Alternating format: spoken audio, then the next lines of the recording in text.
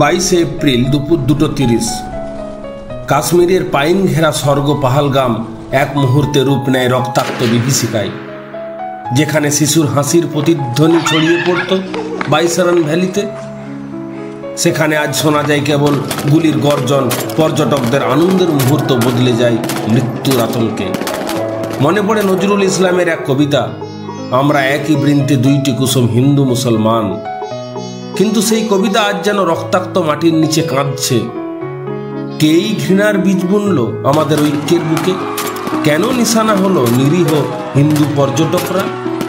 চলুন শুরু করি সন্ত্রাসবাদীদের নিচ মানসিকতার গল্প। Welcome to chance fair by Monojit Chanda. Pahalgam কাশ্মীরের এক মনোরম পাহাড়ি শহর, যা তার প্রাকৃতিক সৌন্দর্য ও শান্ত পরিবেশের জন্য পরিচিত। বাইসারান ভ্যালি মিনি সুইজারল্যান্ড নামে খ্যাত। প্রতি বছর হাজারো পর্যটককে আকর্ষণ করে।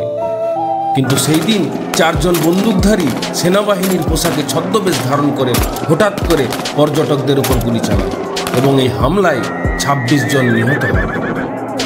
2019 সালে কাশ্মীরের বিশেষ মর্যাদা বাতিলের পর অঞ্চলটিতে পর্যটন বৃদ্ধি পেয়েছে, যা স্থানীয় অর্থনীতির জন্য গুরুত্বপূর্ণ হয়ে উঠেছে।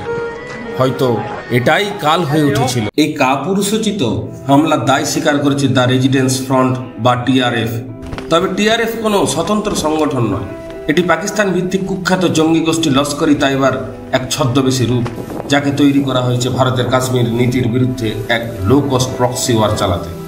2019 সালে ভারতের সংবিধানের 370 ধারা বাতিলের পর কাশ্মীরে শান্তি ফিরিয়ে আনার পথে যে উজ্জ্বল সূর্য ভারতে উঠতে শুরু করেছিল, ঠিক তখনই সেই আলোকে ম্লান করে দিতে পাকিস্তানের গোয়েন্দা সংস্থা আইএসআই গোপনে তৈরি করে টিআরএফ এর মতো সন্ত্রাসী ছায়া সংগঠন।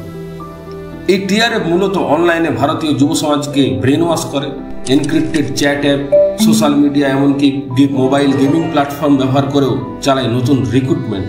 অস্ত্র ও মাদক পাচার করে গড়ে তোলে এই সংগঠনগুলোর অর্থ ভাণ্ডার। এবং এই পুরো চক্রের নেপথ্যে ছায়ার মতো কাজ করছে পাকিস্তান সরকার ও তাদের সেনা গোয়েন্দা বাহিনী। কিন্তু পাকিস্তান ভুলে যাচ্ছে একটাই জিনিস, বাপ বাপই হতা হ্যায়। আজকের ভারত আর আগের ভারত নয়। আমরা এখন এআই চালিত defence system, hypersonic missile, 5th generation যুদ্ধ বিমান আর অ্যান্টি মিসাইল অস্ত্রে সজ্জিত একটি মিলিটারি সুপারস্টেট। এটাই হয়তো তাদের গায়ে জ্বলন ধরেছিল। আমাদের স্যাটেলাইট এত শক্তিশালী যে পাকিস্তানের আকাশে একটা পাখি উড়লেও তার ছায়া ভারতের স্ক্রিনে ফুটে ওঠে। আর পাকিস্তান, তারা আজও সন্ত্রাসীদের স্ট্র্যাটেজিক অ্যাসেট ভাবে নিজের মাটি ধ্বংস করে অন্যের জমি দখল করার দিবা স্বপ্ন দেখে। টিআরএফকে ভারত সরকার আনুষ্ঠানিকভাবে সন্ত্রাসী সংগঠন হিসাবে ঘোষণা করেছে। আর শুধু ঘোষণা করেই থেমে নেই, টিআরএফ এর একের পর এক ঘাঁটি গুড়িয়ে দিয়েছে ভারতীয় সেনা ড্রোন সাপোর্টেড সার্জিক্যাল স্ট্রাইক আর ইন্টেলিজেন্স ওয়ারফেয়ার দিয়ে। বাংলায় একটা কথা আছে, আমরা পিঠে মারি না, পেটে মারি। আমরা যুদ্ধের ময়দানে নয়, কূটনৈতিক টেবিলে পাকিস্তানকে চাপে ফেলেছি। এটা কোনো ফিজিক্যাল ওয়ার নয়, এটা কোল্ড ওয়ার, যেখানে ভারতের প্রতিটি পদক্ষেপই ক্যালকুলেটেড স্ট্র্যাটেজির ফল। কারণ ভারত চায় না কোনো সিভিলিয়ান মারা যাক, সে পাকিস্তানি হোক, মুসলিম হোক, হিন্দু হোক আর অন্য কেউ হোক। টিআরএফ নামের ঘুড়ি যতই উড়ুক, মনে রাখতে হবে দৌড় ছিটলে একদিন আছড়ে পড়বে। 22 এপ্রিলের হামলার পর ভারত সরকারের প্রতিক্রিয়া ছিল তীব্র ও সংগঠিত। প্রধানমন্ত্রী নরেন্দ্র মোদী সৌদি সফর সংক্ষিপ্ত করে দেশে ফিরে আসেন। 23 এপ্রিল রাতে জরুরি ভিত্তিতে ক্যাবিনেট কমিটি অন সিকিউরিটি বৈঠকে গৃহীত হয় সিদ্ধান্ত সমূহ। ইন্দাস ওয়াটার ট্রিটি পোস্টপোন করা হয়। 1960 সালে স্বাক্ষরিত ইন্দাস জলবন্টন চুক্তি অবিলম্বে স্থগিত করা হয়েছে। এই সিদ্ধান্ত পাকিস্তানের জন্য একটি কৌশলগত চাপ সৃষ্টি করবে, বিশেষত তাদের পাঞ্জাব প্রদেশে। ওয়াগাহা আটারি সীমান্ত বন্ধ করার ঘোষণা করা হয়েছে। পাকিস্তানি কূটনীতিকদের বহিষ্কার করা হয়েছে। সার্ক ভিসা বাতিল ও পাকিস্তান নাগরিকদের 48 ঘন্টার মধ্যে দেশত্যাগের নির্দেশ দেওয়া হয়েছে। এই পদক্ষেপগুলি কেবল প্রতিক্রিয়া নয়, একটি স্পষ্ট বার্তা, ভারত সন্ত্রাসবাদের বিরুদ্ধে আপোষহীন। আমরা শুধু অস্ত্রে নয়, কূটনীতিতেও পাকিস্তানকে চাপে ফেলেছি।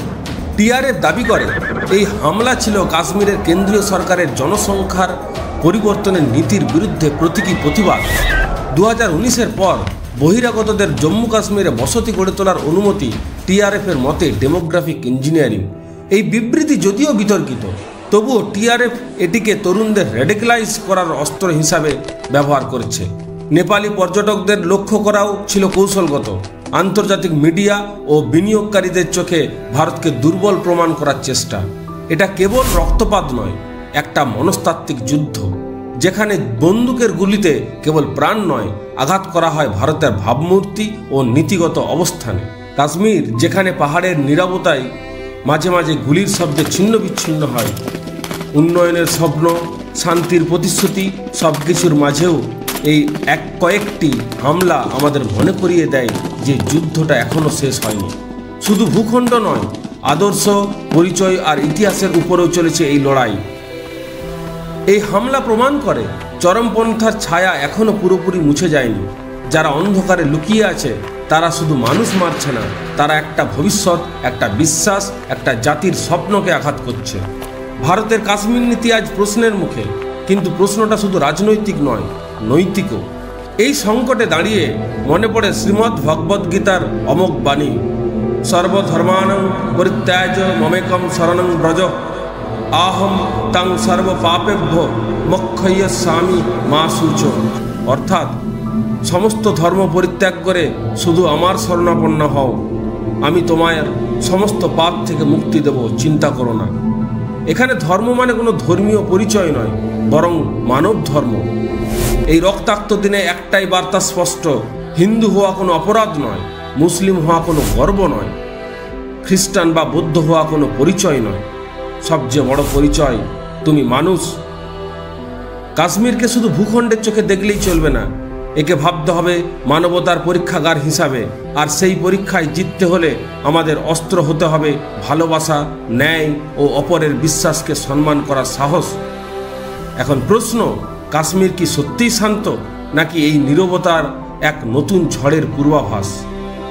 তোমরা যদি মনে করো এই সত্যটা আরও অনেকে জানা উচিত, তাহলে ভিডিওটা শেয়ার করো, যাতে সত্যের আলো পৌঁছায় অন্ধকারের মধ্যেও। লাইক করো, কারণ তোমার একটা লাইক আমাদের সাহস দেয় এমন আরও কঠিন সত্য বলার। কমেন্ট করো তুমি কি ভাবছো এই হামলার পিছনের কারণ নিয়ে। তোমার মতামত আমাদের পরবর্তী পর্ব গঠনে সহায়তা করবে। সাবস্ক্রাইব করো চান্স ফেয়ারে, কারণ আমরা এখানে উন্মোচন করি সেই রহস্য যা ইতিহাসের পাতায় লেখা নেই। সত্য, গোপনতা আর রাষ্ট্র ব্যবস্থার ছায়ায় থাকা গল্পগুলো যা তোমার জানা দরকার। চান্স ফেয়ারে তা জেনে নাও যা অনেকেই চাই তুমি না জানো। দেখা হচ্ছে আগামী পর্বে।